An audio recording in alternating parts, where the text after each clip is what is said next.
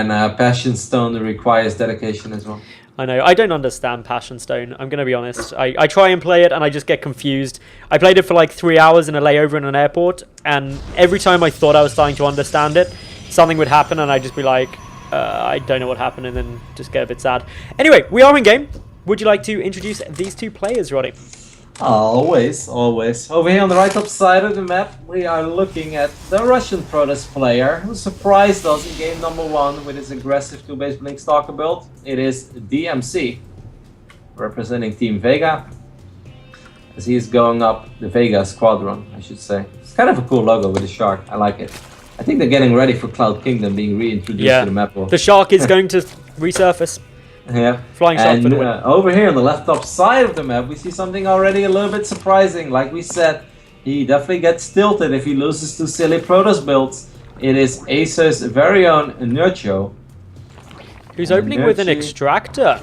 Yeah, it's and it's not just opening with an extractor. This is like 13 gas, 12 pool. This is as aggressive as it gets. If DmC goes Nexus on the low ground and he follows up with a gateway in his main, which it kind of looks like, I die to this kind of stuff, and I think it's very hard not to die. And I mean, you could say that maybe you could stabilize on one base after losing your Nexus and losing a few pros, but that is still dying to me, because in a certain point, even if Nerchio only is working on 14, 15 drones, he will still be able to have enough money by producing non-stop links and throwing his hatchery on the low ground, that losing your Nexus and then being stuck on as a one-base Protoss is pretty much the same thing as dying. Let's say you're on life support. Yep. And they just don't want to turn it off yet until you tap out. Well, out come the Lings. First scout coming down from DmC now. Sees the gas, sees the 3 little cocoons. It is a good scout. This at least tells him, like, alright, this is what is happening. And now I very much wonder what is his response going to be.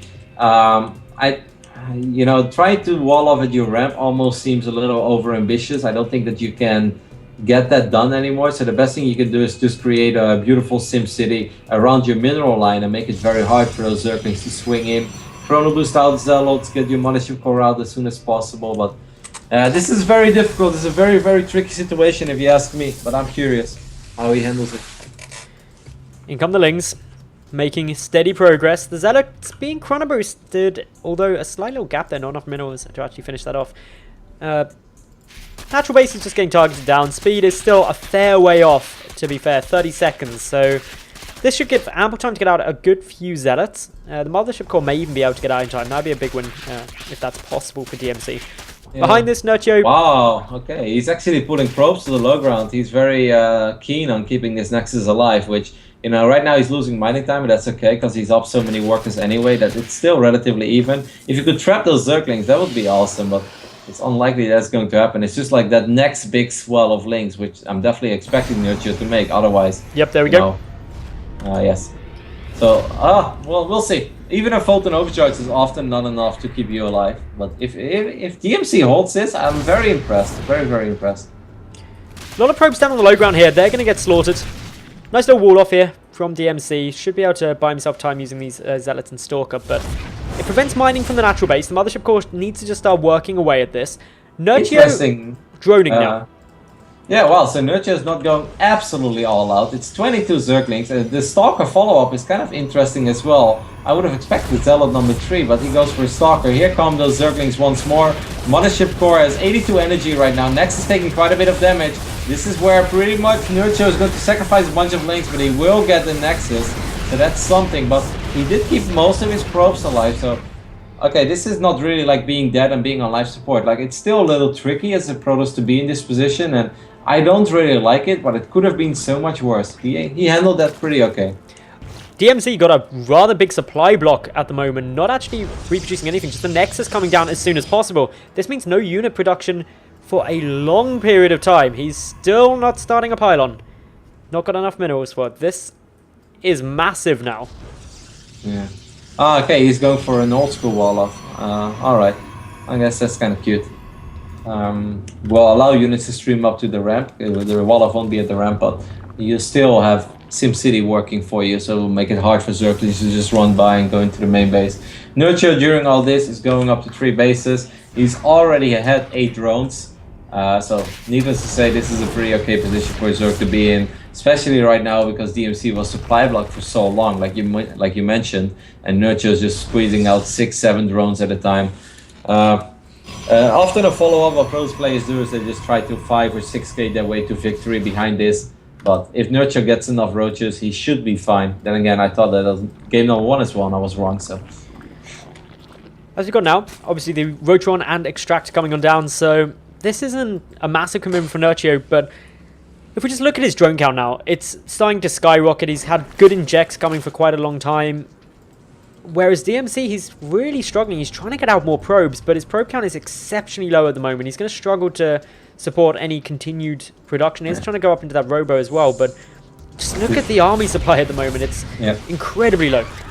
This is pretty much how the games play out for me. You know, if I was the Protoss in this position, it's just like, you hang in there, you try to do well. In the end, you either lose a bunch of probes or you lose your Nexus, and then you're like, well, this was a big investment for this Zerg, right? And then you look at the replay and you're like, 49 drones against 33 probes. Well, Roddy, it seems like an uphill battle if I've ever seen one, which is definitely the case here. Nerchio is also grabbing down Burrow. This is a really nice addition there. I'm really glad that we're seeing a lot more Burrow play come down in general in the meta at the moment. Yeah. I think it can be so potent.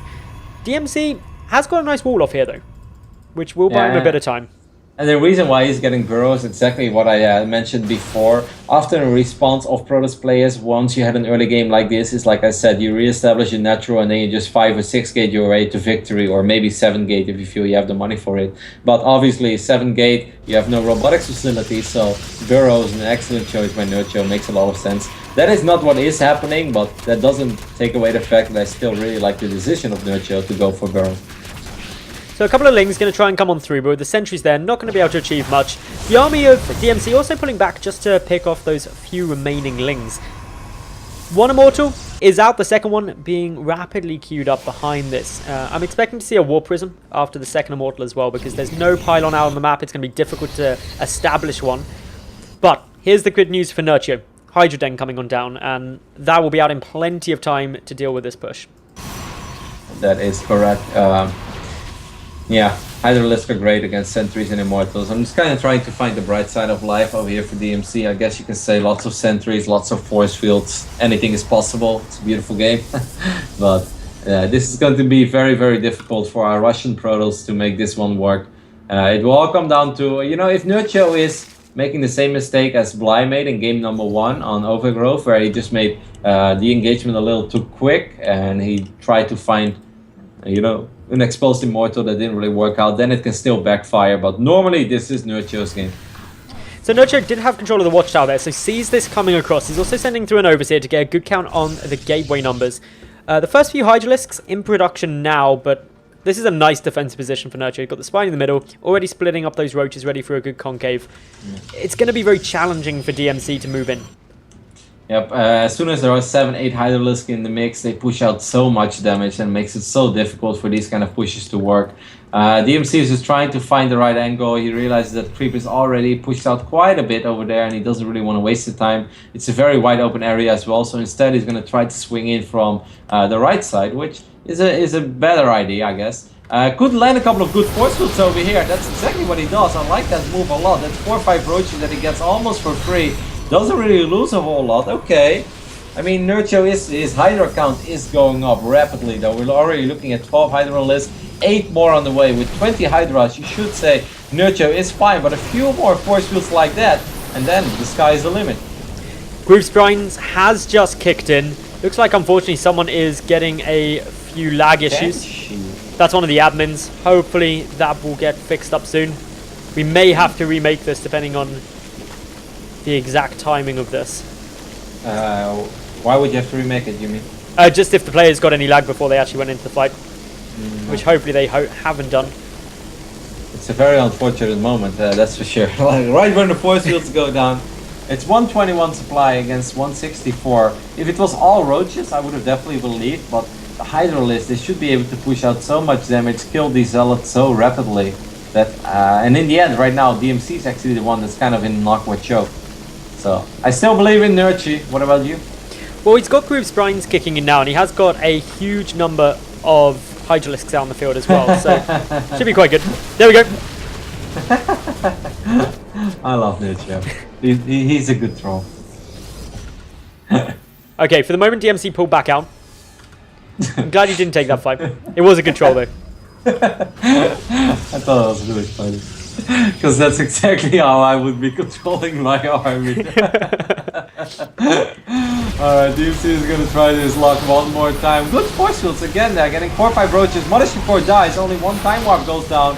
Few more force fields going down as well. Lots of F is indeed being pressed. If that warp prism dies, by the way, that would be catastrophic, and the warp prism will die. And I'm afraid that with that, this push is eventually going to die as well. Yeah, those Hydralisks are stealing out so much damage. The force field starting to whittle down, the sentry count diminishing rapidly. And with this, Nerchio should be pretty much set to take this second game and level out the series. He's pulling over a couple of drones as well, just to bolster the front line, allowing these Hydras just to keep dishing out the damage. Reinforcing with more roaches as well, but there's nothing behind this. There's the GG, and Nerchio takes the second game to level it out, tied 1-1.